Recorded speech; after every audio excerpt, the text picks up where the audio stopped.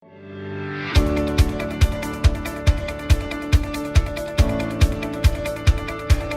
હવે આપણે જોશું પ્રાણીઓમાં ચેતાતંત્ર. પ્રાણીઓમાં ચેતાતંત્ર સમજતા પહેલા, પ્રાણીઓમાં રહેલું ચેતાતંત્ર કઈ રીતે કાર્ય કરે છે સમજતા પહેલા કેટલીક વધારાની એટલે કહી શકાય કે જે અગત્યની માહિતી છે એ આપણે મેળવીએ કે ખરેખર પ્રાણીઓમાં જ્યાં નિયંત્રણની ક્રિયા થાય છે, નિયંત્રણની ક્રિયામાં મુખ્યત્વે પ્રાણીઓમાં રહેલી ચેતાપેશી અને એમાં રહેલી જે સ્નાયુ પેશી છે આ બંને પેશીઓ અગત્યનો ભાગ ભજવે છે. કારણ કે પ્રાણીઓમાં નિયંત્રણની ક્રિયા, આપણે હમણાં ઉદાહરણ લીધું હતું કે ગરમ વસ્તુને કોઈ હાથ અડકી જાય તો શું થાય છે, હાથ આપણે પાછો ખેંચી લઈએ છીએ, બરાબર. આ ક્રિયામાં હાથ સાથે સંકળાયેલા જે સ્નાયુઓ છે, જે સ્નાયુ પેશીઓ છે એ તો કાર્ય કરે જ છે, સાથે સાથે જે ચેતાપેશી છે ચેતાપેશી પણ અગત્યનું કાર્ય કરતી આપણે જોવા મળે છે. એટલા માટે આપણે કહી શકીએ કે પ્રાણીઓમાં જે નિયંત્રણની ઘટના છે આ નિયંત્રણની ઘટનામાં મુખ્યત્વે ચેતાપેશી અને સાથે સાથે સ્નાયુ પેશી જે છે એ અગત્યનો ભાગ ભજવે છે.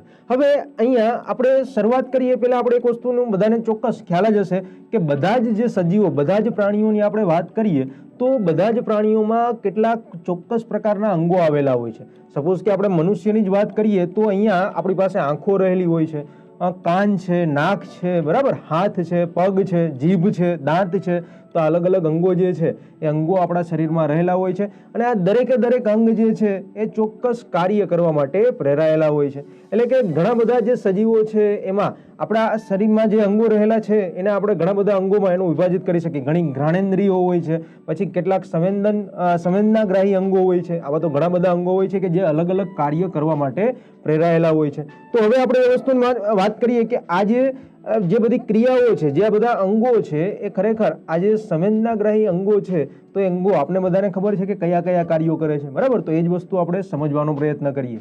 તો હવે આપણે પ્રાણીઓમાં રહેલા જે કેટલાક સંવેદનાગ્રાહી અંગો છે એની વાત કરીએ તો આપણે કીધું એ પ્રમાણે એમાં આંખ, કાન, નાક, જીભ અને ચામડી આવા ઘણા બધા સંવેદનાગ્રાહી અંગો છે એ રહેલા હોય છે. હવે આપણે બધાને એ વસ્તુનો ચોક્કસ ખ્યાલ જ હોય કે આંખ જે છે તો આપણી આંખો શું કામ કરે છે, કોઈ વસ્તુને જોવાનું કામ જે છે એ આપણી આંખ દ્વારા થાય છે.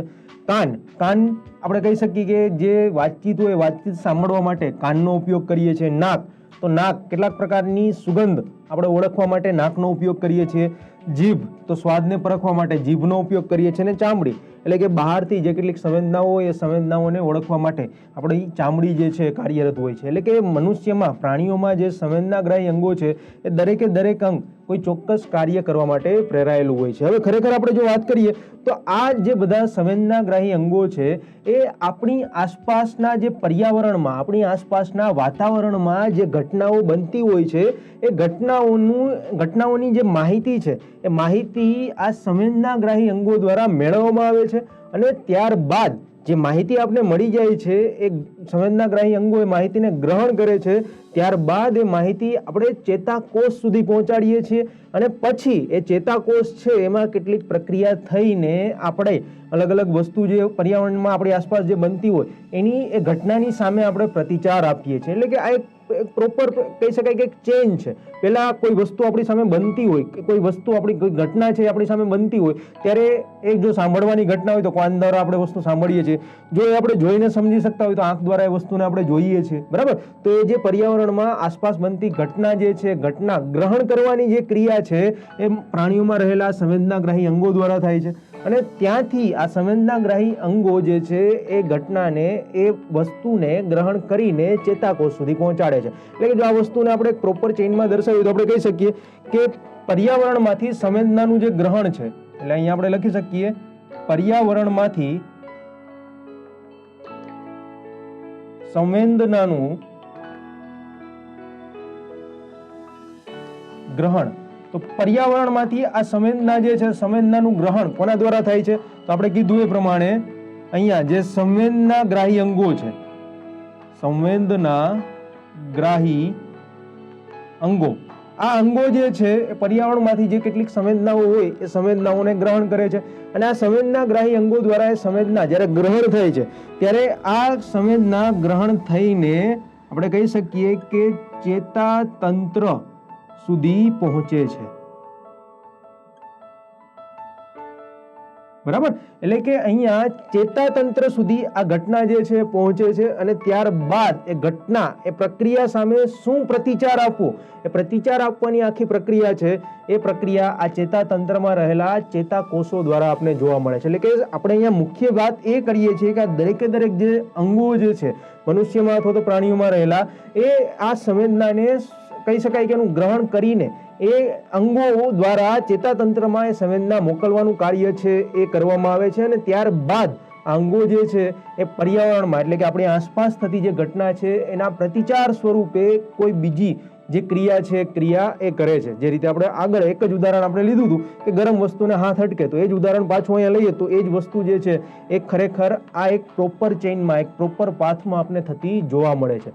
તો હવે આપણે વાત એ કરવાની છે કે મનુષ્યનું જે ચેતાતંત્ર અથવા તો પ્રાણીઓનું જે ચેતાતંત્ર આપણે જોઈએ છે તો આ ચેતાતંત્રમાં ચેતાકોષો રહેલા હોય છે અને આ જે ચેતાકોષો છે એ ખરેખર કેવી રચના ધરાવે છે અને કઈ રીતે કાર્ય કરે છે એ વસ્તુ આપણે સમજવાનો પ્રયત્ન કરીએ. તો ચેતાતંત્ર સુધી જે સંવેદનાગ્રાહી અંગોએ માહિતી ગ્રહણ કરેલી છે પહોંચશે, ત્યારબાદ ચેતાતંત્રમાં રહેલા ચેતાકોષમાં એ માહિતી જે છે એ પહોંચે છે. બરાબર. તો અહીંયા આપણે ખરેખર આ ચેતાકોષ જે છે કઈ રીતે કહી શકાય કે દર્શાવી શકાય એની આકૃતિ આપણે દર્શાવેલી છે. અહીંયા આપણે જોઈ શકીએ કે જે ચેતાકોષ છે એમાં મુખ્યત્વે કોષ કેન્દ્ર રહેલું હોય છે, ત્યારબાદ શિખાતંતુ રહેલા હોય છે, છેલ્લે ચેતાંત અથવા તો ચેતાક્ષ આપણે કહી શકીએ છીએ. અહીંયા જે છે અક્ષતંતુ અને કોષકાય, આ રીતે ચેતાકોષ જે છે રચના ધરાવે છે.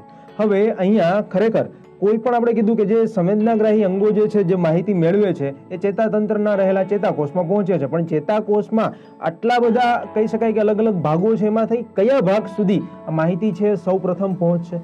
તો આપણે અહીંયા કહી શકીએ કે જે ચેતાતંત્રમાં રહેલું જે શિખાતંતુ જે છે, શિખાતંતુ એટલે કે તમે જો અહીંયા જોઈ શકો છો કે આ આખો ચેતાકોષનો જે ભાગ છે, ચેતાકોષના ભાગમાં જે બહાર આપણે સામાન્ય ભાષામાં કહીએ તો વનસ્પતિના જે મૂળ હોય એ મૂળ સ્વરૂપે અહીંયા જે ભાગ બહાર આવે છે કે જેને આપણે શિખાતંતુ કીધેલા છે, એ શિખાતંતુ દ્વારા એ સંવેદનાગ્રાહી અંગોમાંથી જે સંવેદના આવે છે એ સૌપ્રથમ ચેતાકોષમાં શિખાતંતુ છે એ માહિતીને ગ્રહણ કરે છે. તો આ શિખાતંતુનો ભાગ પણ આપણે અહીંયા આકૃતિમાં જોઈએ કે કઈ રીતે ખરેખર આ શિખાતંતુ છે એ આપને જોવા મળે છે. તો ચેતાકોષમાં રહેલો જે આ ભાગ છે, જે આપણે અહીંયા આગળનો ભાગ આપણે દર્શાવ્યો તો એ જ ભાગનો એક આડછેદ અથવા તો એ જ ભાગ અહીંયા આપણે થોડો મોટો કરીને દર્શાવેલો છે કે જે આગળનો આ જે ભાગ છે એ ચેતાકોષના શિખાતંતુ તરીકે આપણે ઓળખીએ છીએ.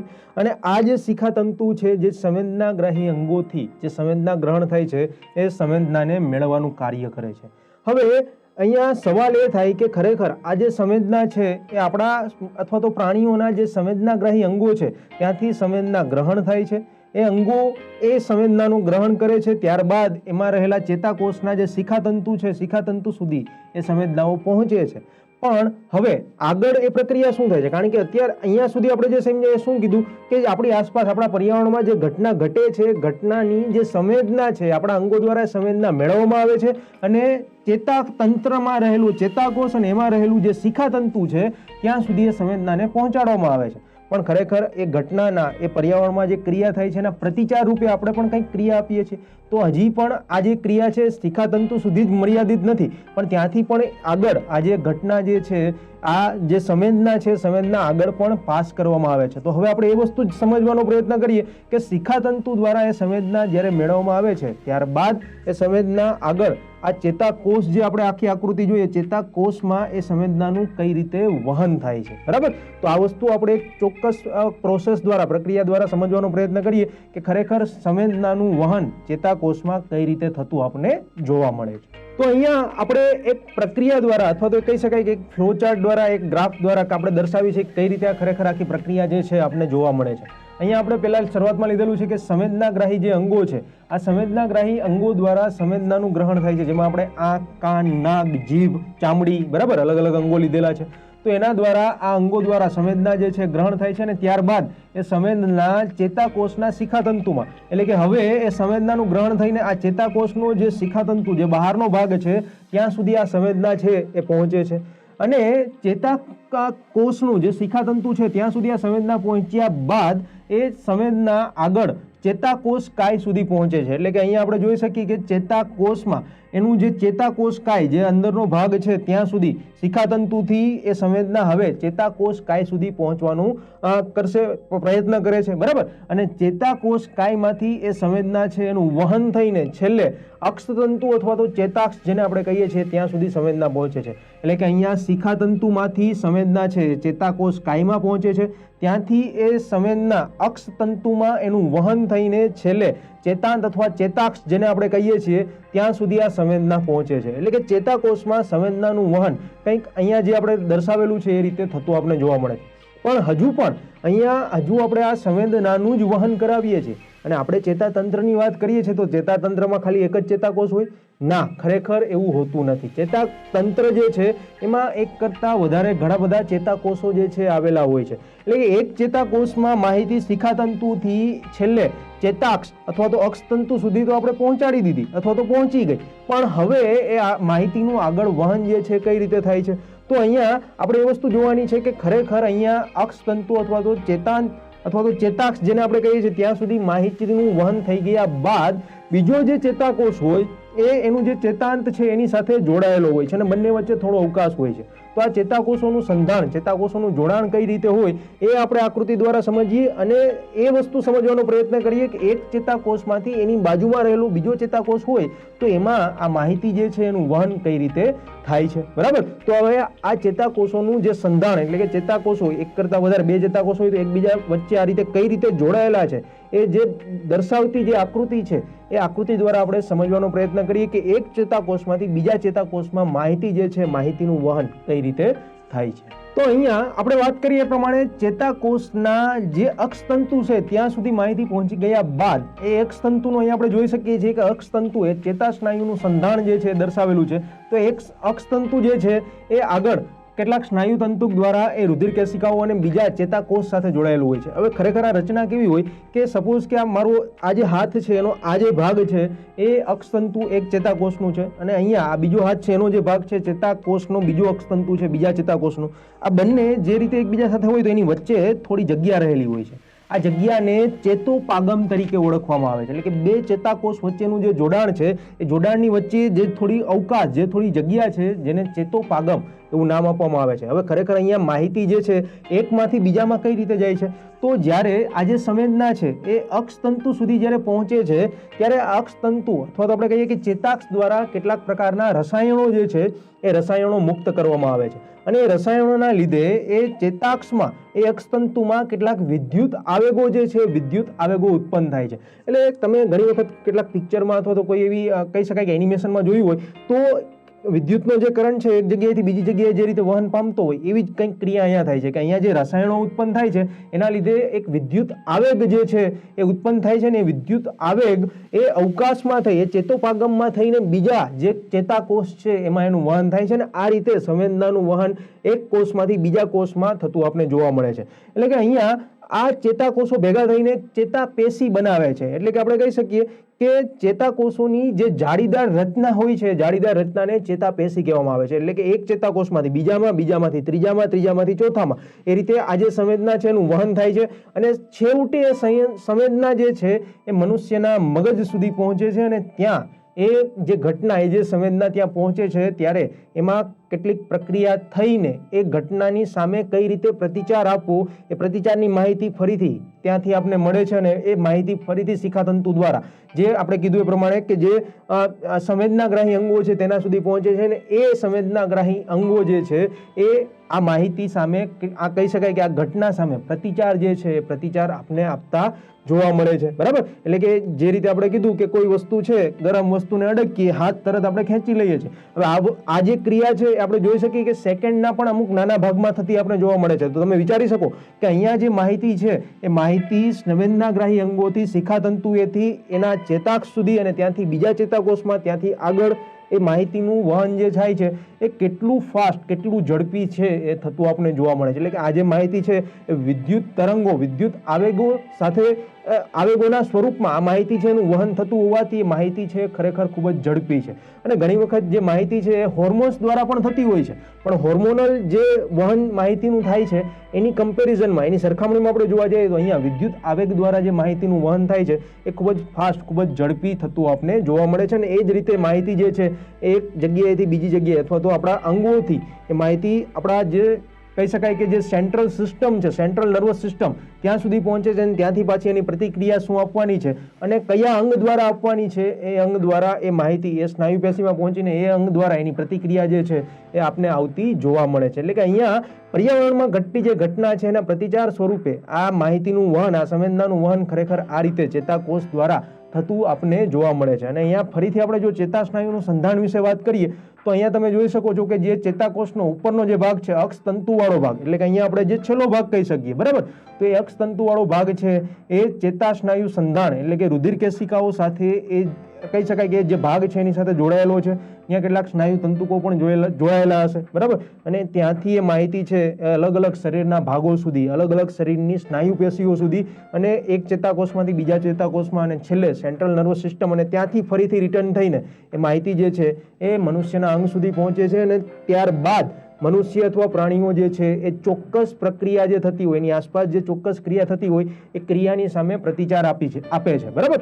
એટલે જ આપણે કીધું હતું કે જ્યારે આપણી પાછળ કૂતરું દોડે ત્યારે આપણે પેલો ખ્યાલ એ આવે કે કાં તો કૂતરાને ભગાડીએ અથવા તો કૂતરું આપણી પાછળ દોડે છે તો આપણે આગળ દોડીએ, બરાબર. તો જ્યારે આપણે ખબર છે કે કૂતરું હવે આપણાથી દૂર નથી જાય એમ, તો આપણે શું કરવાના છીએ કે આપણી સિસ્ટમ છે એ રીતે હવે કાર્યરત થઈ જશે, એ રીતે એની સંવેદના પહોંચશે કે આપણે દોડવાનું ચાલુ કરી દઈશું, બરાબર. તો આ જે ઘટના છે એ જે પ્રતિચાર રૂપ ઘટના છે એવી જ ઘટના અહીંયા જોવા મળે છે. એવું જ બિલાડીના કેસમાં થાય છે અને એવું જ જે હિંચતા બાળકોનું ઉદાહરણ લીધું હતું એના કેસમાં પણ આપણે એવી જ વસ્તુ જોઈ શકીએ છીએ. અને એક ઉદાહરણ આપણે લીધું હતું ગરમ વસ્તુ, તો એને અડકીએ, હાથ ખેંચી લઈએ, તો અહીંયા પણ એ જ ઘટના થાય છે. જ્યારે આપણે એને અડકીએ છીએ ત્યારે આપણી જે ચામડી છે એ સંવેદનાગ્રાહી અંગ છે, ત્યાંથી એ ગરમ સંવેદના જે છે ચામડી મારફતે આપણા સ્નાયુ સુધી પહોંચશે, ત્યાંથી એમાં રહેલા ચેતાકોષના શિખાતંતુ સુધી પહોંચશે, ત્યાંથી આગળ થઈને ચેતાકોષ કાયમાં થઈને અક્ષતંતુમાં પહોંચશે, ત્યાંથી એક ચેતાકોષમાંથી બીજા ચેતાકોષમાં અને ત્યાંથી આપણા જે સેન્ટ્રલ સિસ્ટમ છે મગજ સુધી માહિતી પહોંચશે અને ત્યાંથી એ ઘટના ફરીથી રિપીટ થઈને આપણા હાથ સુધી પાછું સિગ્નલ આવશે કે હવે આપણે હાથને ખેંચી લેવો જોઈએ, બરાબર.